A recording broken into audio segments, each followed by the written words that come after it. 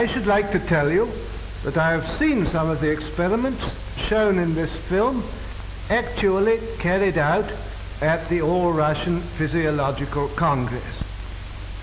As you can imagine, technique is everything. Besides such work as you are about to see, Bryukhanenko shares the credit for the methods of human blood transfusion which were first developed in the Soviet Union and are now practiced in this country, which have saved so many lives during the war. What enabled Soviet scientists to solve this problem? Long ago, science established the fact that animal organs and tissues isolated from the whole organism can be maintained in a living state. But in order to achieve this, special artificial conditions must be created.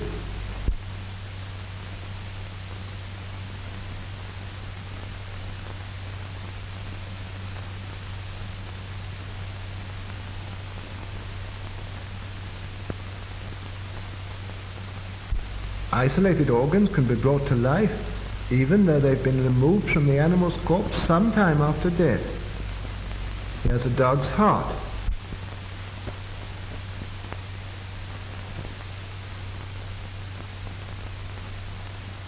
It can function as well in artificial conditions as in a living organism, and for this purpose, blood is introduced into the cardiac vessels. The isolated heart beats just as it did a few hours previously in the living dog.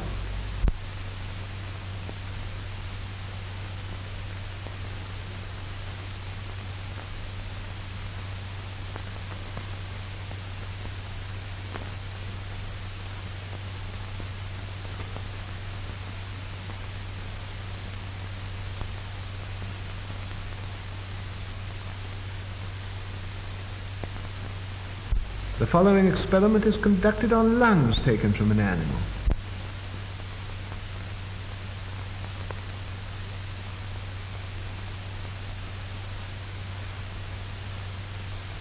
Bellows distend the lungs and fill them with air.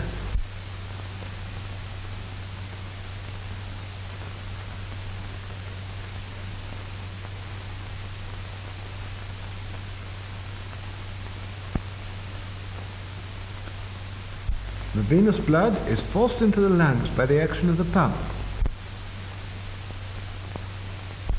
The dark venous blood passes through this tube.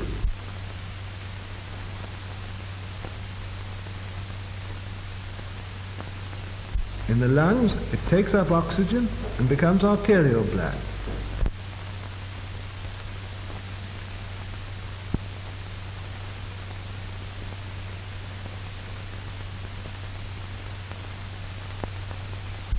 The isolated lungs breathe, producing the same chemical changes as in the living animal.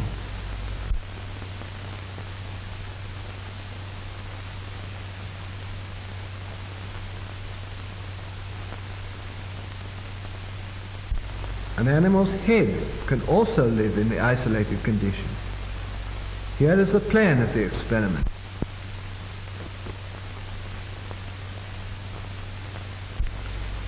The arterial pump takes arterial blood from the reservoir to the head, while the venous pump drains off the venous blood. The blood is arterialized in the reservoir, where there is a steady flow of oxygen.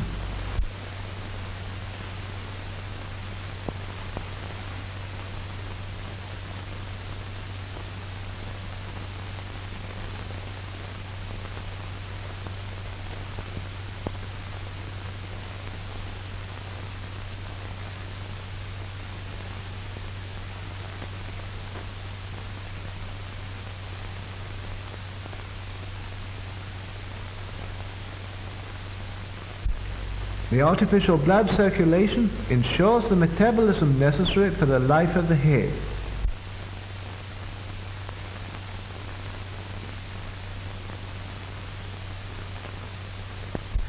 The isolated head lives on for hours and reacts to external stimuli.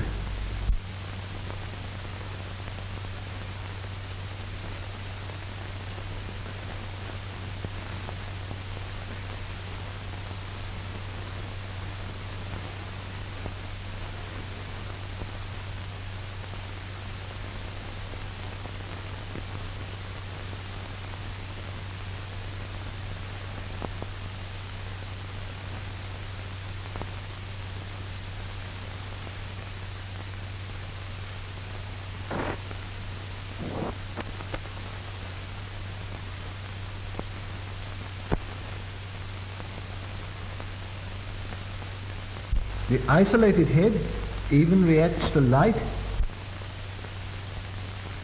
and to sound.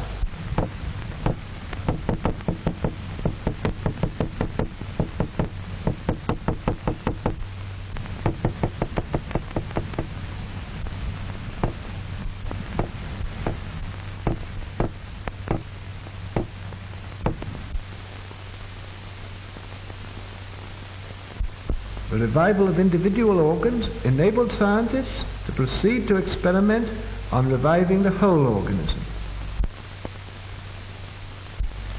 The revival of the whole organism can be achieved with the help of an apparatus called the autojector.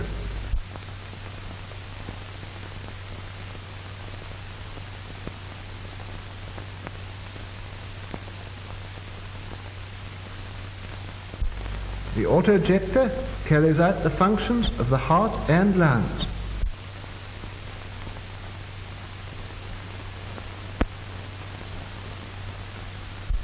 As we know, the heart, by its rhythmical contractions, supplies the body with arterial blood rich in oxygen.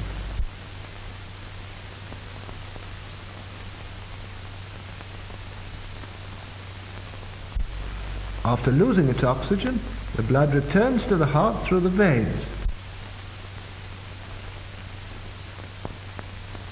From them, it flows into the lungs, whence with a fresh supply of oxygen it returns to the heart, and thence flows into the arteries of the organism.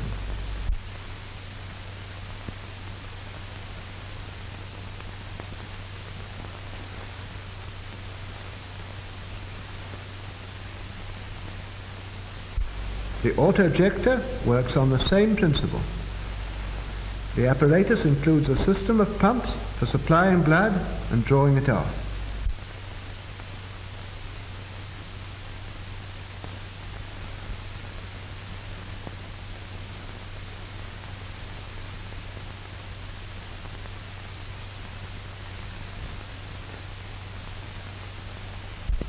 The arterial pump supplies the organism with arterial blood. When the blood has given up its oxygen, the venous pump draws it back into the reservoir. Here, just as in the lungs, it's enriched with oxygen and returns into the organism. The blood passing into the arteries of the body ensures the necessary metabolism. In this way, the autojector can perform the work of both the heart and lungs.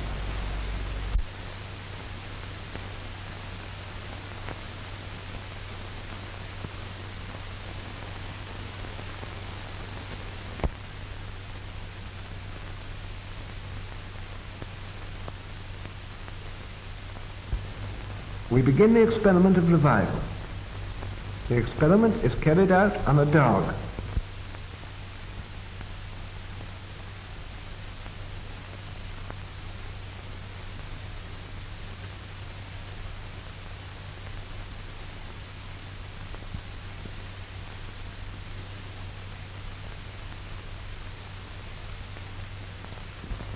A substance which prevents clotting is introduced into the animal's blood. The dog is under an anesthetic. It doesn't feel pain. No interruption of the animal's normal functions has yet occurred.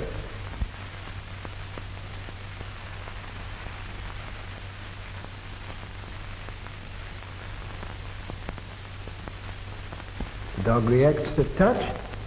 Its pupils are normal.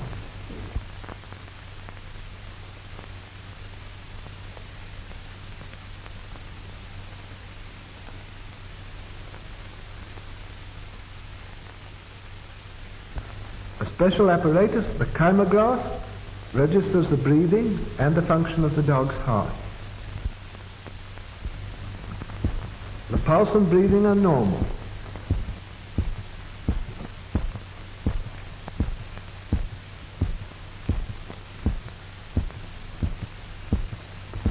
The experiment begins.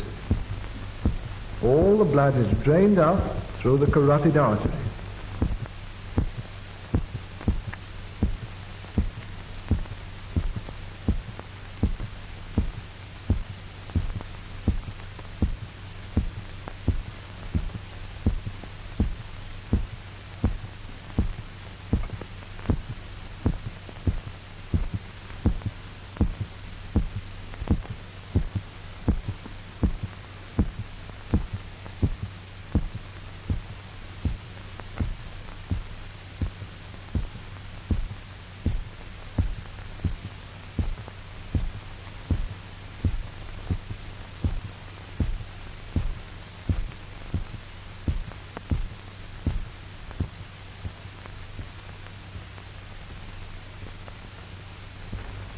heart has stopped.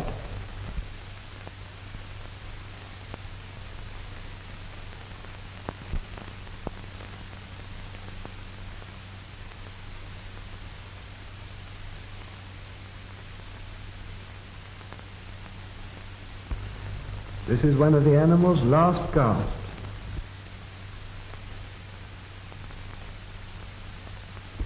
This is a final breath.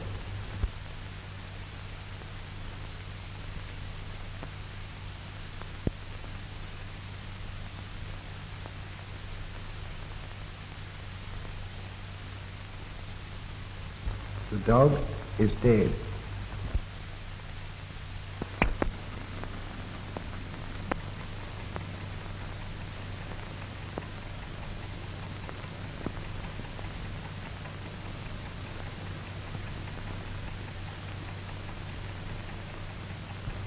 Without operative interference, death would be final, as the disintegration of the body cells would gradually set in.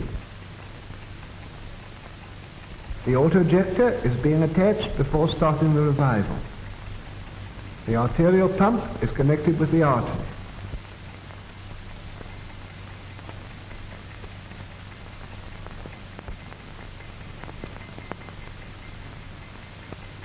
The venous pump is connected with the vein.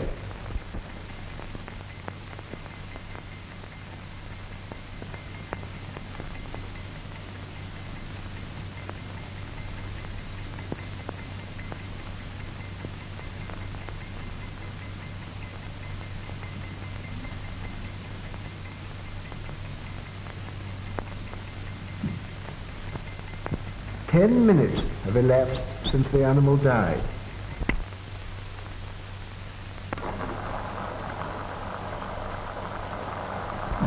The blood removed from the animal is pumped back into its vessels by the autoinjector.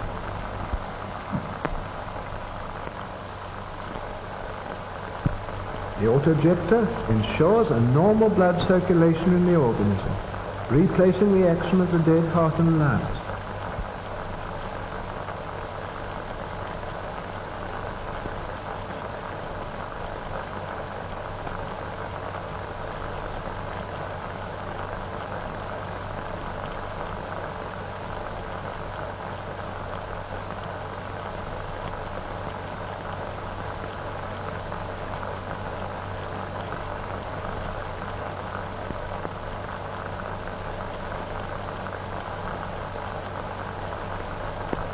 The artificial blood circulation gradually induces the heart to start beating again.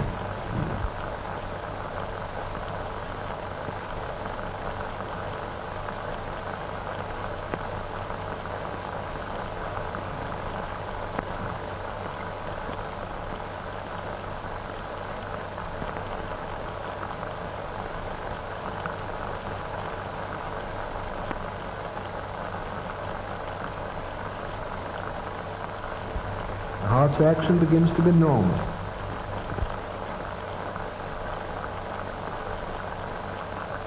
The first sign.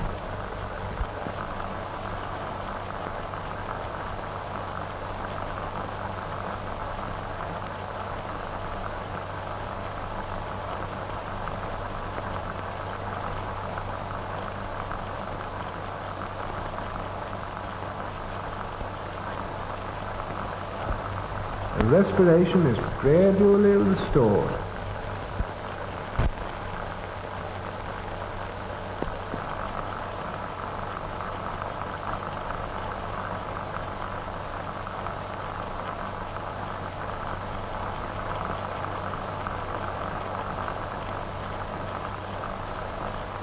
The dog breathes more normally and evenly.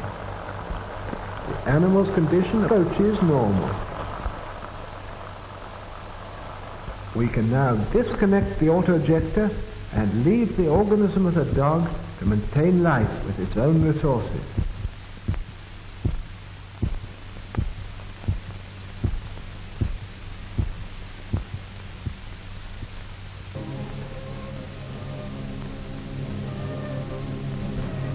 The dog soon shakes off the effects of the anesthetic. The dog is still weak, and can't move.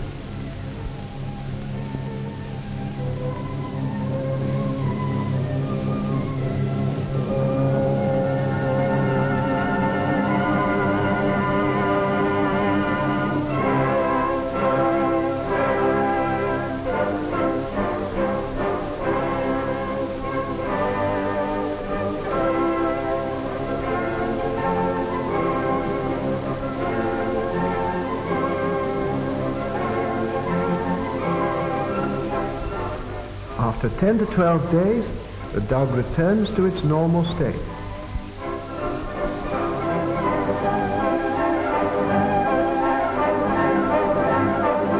After the experiment, dogs live for years, they grow, they put on weight, and have families.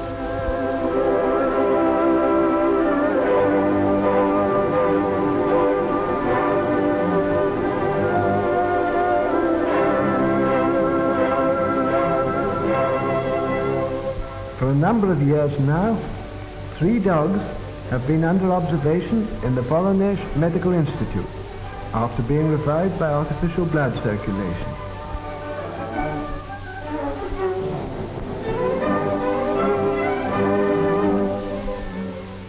This dog, Bunny, was revived in 1939 after having been dead for 8 minutes. Black Ears is the offspring of revived parents. She herself was revived in 1939 after 11.5 minutes of death. Naida was revived in 1938 after 15 minutes of death.